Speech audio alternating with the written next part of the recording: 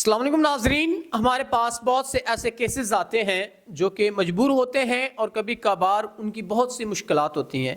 آج بہن جو میرے ساتھ موجود ہیں وہ کہتے ہیں دشمنیاں گھروں کے گھر برباد کر دیتی ہیں۔ ان کی کچھ زمینوں کے مسئلے مسائلوں کی وجہ سے ان کے آباء و اجداد سے لڑائیاں چلتی چلتی آخر ان کے باپ ان کے بھائی کو بھی لے ڈوبی، ان کی زندگی کی شام کر دی دشمنیوں نے۔ تو آئیے باقی ان سے جانتے ہیں اب یہ کیسے اور کیوں کر پریشان ہیں اور یہ کیا چاہتی ہیں۔ السلام علیکم۔ وعلیکم السلام۔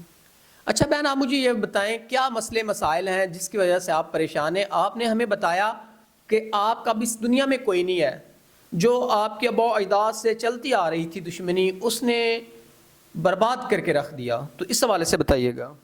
ایسے ہی ہے جیسا آپ بتا رہے ہیں کہ ہماری جو دشمنیاں چل رہی تھی اس میں میرے ماں تو پہلے فوت ہو گئی تھی نا، وہ تو اپنی بیماری کی وجہ سے فوت ہو گئی تھی۔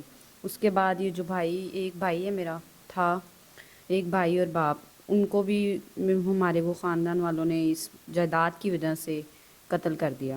اب آپ کی فیملی میں کوئی اور شخص نہیں بچا؟ کوئی بھی نہیں، میرے علاوہ اور کوئی بھی نہیں بچا۔ ناظرین، پوری فیملی میں سے واحد یہ بچی ہیں، باقی سبھی کو قتل کر دیا گیا۔ اب یہ کیسے ان کا نظام زندگی چل رہا ہوگا؟ اپنا گھر بار، اپنی جائیداد وراثت چھوڑ کر یہ دھکے کھا رہی ہیں، تو ان کے لیے کتنا تکلیف دہ ہوگا اپنی عیش و عشرت کی زندگی چھوڑ کے۔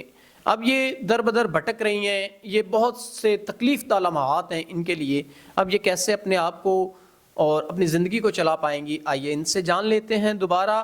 اچھا بہن، اب بہت سی مشکلات ہیں آپ کو ان کے، اب آپ کے آگے پیچھے تو کوئی ہے نہیں جو کہ آپ کی زندگی کو سمجھتا، آپ کو تحفظ دیتا، بھائی باپ، لیکن وہ قتل ہو گئے۔ اب آپ ان سے بدلہ لوگی یا پھر آپ کیا چاہتی ہیں؟ آپ میں کیسے بدلہ لے سکتی ہوں؟ میں خود ڈر کے وہاں سے بھاگ آئی ہوں کہ مطلب جیسے انہوں نے میرے باپ اور بھائی کو قتل کر دیا، وہ مجھے کوئی نقصان نہ پہنچا دیں، میرے ساتھ کوئی زیادتی نہ کر دیں۔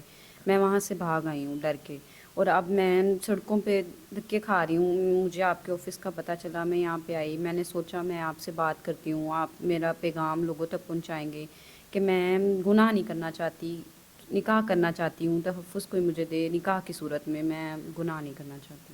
ناظرین، اگر کوئی نکاح کی صورت میں ان کو تحفظ دے سکتا ہے، جس مشکل میں یہ ہیں ان کو کوئی سہارا دے سکتا ہے، تو وہ ضرور ان سے نکاح کرے، کیونکہ دشمنی نے ان کا گھر برباد کر کے رکھ دیا۔ ان کے والد، ان کے بھائی، سبھی کا خاتمہ ہو گیا ایک دشمنی کی وجہ سے۔ اب یہ چاہتی ہیں کہ میں اپنی عزت سے زندگی گزارنا چاہتی ہوں، کوئی ایسا انسان جو ان کو تحفظ دے، ان سے نکاح کرے اور اس ذلت بری زندگی سے ان کو بچائے، کیونکہ اب ان کی عزت خراب ہونے کا معاملہ آ چکا ہے، کیونکہ معاشرے میں ان کے پاس کوئی سہارا نہیں ہے۔ اب وہاں جا کے یہ رہ بھی نہیں سکتی، وہاں ان کی دشمنی ہے، ہو سکتا ہے ان کو بھی قتل کر دے۔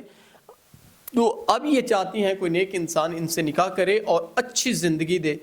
اکثر ہمارے پاس ایسے کیسز آتے ہیں جن میں ایج زیادہ ہوتی ہے اور پہلے شادی شدہ بندہ ہوتا ہے لیکن سٹیبل لوگ ہوتے ہیں۔ تو اب اس حوالے سے آپ بتائیے گا، اگر کوئی اچھا انسان جو کہ آپ کو سمجھے، آپ کی ضروریات کو سمجھے، آپ سے نکاح کا خواہش رکھتا ہو، تو کیا خیال ہے آپ کا؟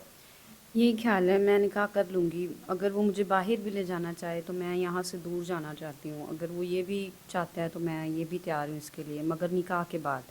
اس سے پہلے میں کچھ بھی نہیں اس کے ساتھ، مطلب کہ جو غلط کچھ بھی نہیں میں کرنا چاہ رہی، اسی لیے میں آپ کے پاس آئی۔ ناظرین، میں اپنی اس بہن کو سلام پیش کرتا ہوں جس نے گناہ سے بہتر نکاح کو سمجھا اور نکاح کو ترجیح دی۔ تو امید کرتے ہیں ان کی پریشانیاں کم ہوں گی اور کوئی نیک انسان ان سے نکاح کرے گا تاکہ ان کی زندگی اچھی سے اچھی ہو سکے۔